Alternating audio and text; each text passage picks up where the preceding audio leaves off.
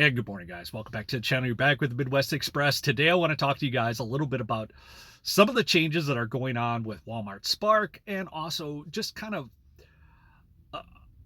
a trend that I'm starting to see that has me a little concerned about gig work and what we do every day and just employment as a whole. So Walmart Spark this week finally changed up their payment plans along with branch, which is how you get paid. But now they're separating the wages and the tips for drivers. And, there's a lot of speculation on why they're doing this. Most likely it's something to do with IRS requirements of showing difference between wages and tips earned, and also the taxation of those things. So I think it'll be interesting once more details come out about it. But I seen this on a Reddit page this morning, and it got me thinking about, other apps that already do this. GrubHub does it every week. I like the fact that they break it down between the wages and the tips. And it honestly shows you how much we really depend on tips to make it worthwhile. And, I think that was part of the thing when I was first doing my YouTube channel. I would post my earnings every week and kind of do a breakdown of taxes and show, because I wanted everybody to see the difference between those wages and tips. Because when you throw the tips in there, people are like, oh, I'm making $25 an hour with tips.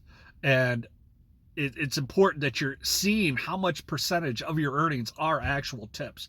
So, but it got me also thinking about this article I'd seen from a local grocery store here in the Midwest, which is called Schnucks. And they started a pilot program this back a few months ago, which was called their Flex Force. So anytime anybody says flex, I think it's an advertising scheme to get us to buy into this feeling like I want flexibility in my life, and that's why a lot of us do gig work. But if you just look at like Amazon Flex, right? But this Schnucks grocery store, what they started doing lately is they went and just hold on, I gotta decline this $5 order from DoorDash. But they went in and they started for all their part-time employees. They did a pilot program. Now they're rolling it out into more stores.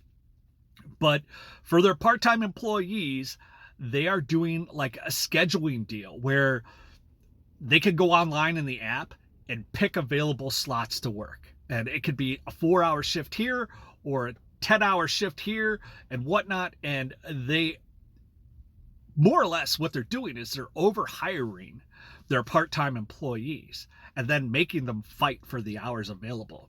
And then that way the management doesn't have to find people. People are going to be eager to come in. And if they know that, hey, we're getting really busy, they could just send out a notification via the app, which everybody has to have on their phone to schedule their hours, and say, hey, we need more workers. Who can come in and work right now? So it sounds a lot like what Walmart does as far as its Spark drivers, is they offer incentives and blah, blah, blah to come in and work more shifts and more hours. And I think even DoorDash is now pushing to get us to schedule more. They're not making it as available to Dash now.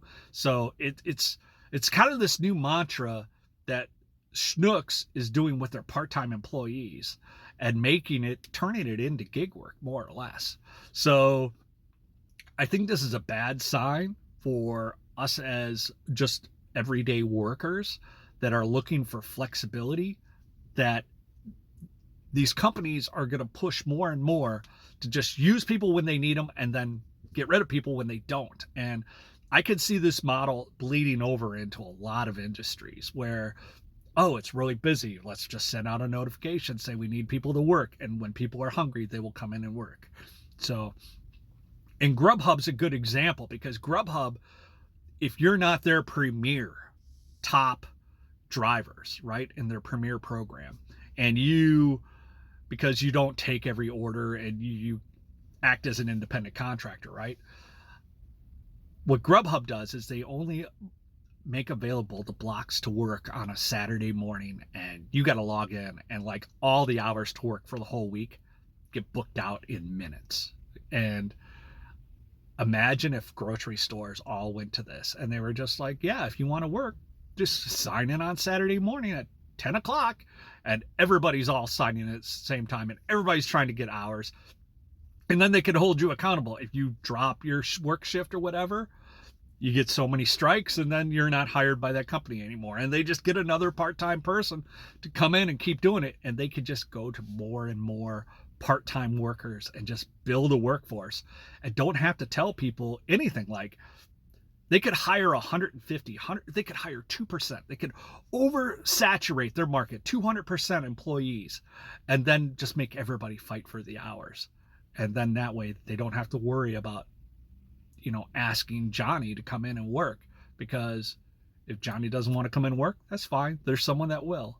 And this is like a formula to change everything. And I hope that, politicians and our representatives are taking a look at these things, because this is, you talk about unionization of employment.